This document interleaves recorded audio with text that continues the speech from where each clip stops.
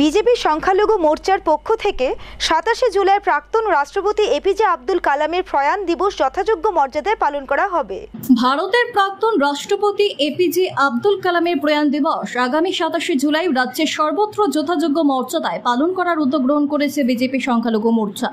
ভারতীয় জনতা পার্টির সংখ্যালঘু মোর্চা পক্ষ থেকে সাংবাদিক সম্মেলন সংগঠনের রাজ্য সভাপতি বিল্লাল মিয়া জানিয়েছে, বিজেপি মোর্চা সভাপতি প্রাক্তন মন্ত্রী বিল্লাল মিয়া শুক্রবার সাংবাদিক সম্মেলনে জানান, ২৭শে জুলাই রাজ্যের প্রতিটি জেলায় প্রাক্তন রাষ্ট্রপতি এপিজে আব্দুল কালামের প্রয়াণ দিবস সংগঠনের তরফ থেকে যথাযোগ্য মর্যাদা পালন করা হবে। উপলক্ষে প্রতিটি জেলায় বৃক্ষরোপণ সহ অন্যান্য সামাজিক কর্মসূচি পালন করা হবে। এই ব্যাপারে প্রতিটি জেলা কমিটিকে প্রয়োজনীয় পদক্ষেপ গ্রহণ করার জন্য বলা হয়েছে। আগামী ৬ তারিখের মধ্যে নমিনেশন করানো হবে, সেটা সারা ভারত আমাদের এই রাজ্য থেকেও সেখানে নমিনেট করা হবে।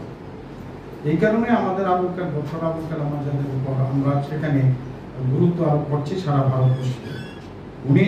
উনার জন্ম, যেটা আপনারা উনার যে বাস্তবিক যেটা নাম ছিল এটা সবাই জানে, আবুল ফাকির জালাল আব্দুল কালাম। উনার জন্ম হয়েছিল ১৫ই অক্টোবর ১৯৩১ সাল রামেশ্বরম রামনাথন স্বামী জেলায়, মাদ্রাস প্রেসিডেন্সি, ব্রিটিশ টাইমে। ভারতের ভারতের তামিলনাড়ু রাজ্যে বর্তমানে অবস্থিত হয়েছে। উনার যে মৃত্যু হয়েছে সেটা ২৭শে জুলাই ২০১৫, বয়স তখন ৮৩ ছিল। উনার যে জাতীয়তাবাদ এবং বিশেষ করে উনি ভারতবর্ষের রাষ্ট্রপতি ছিলেন,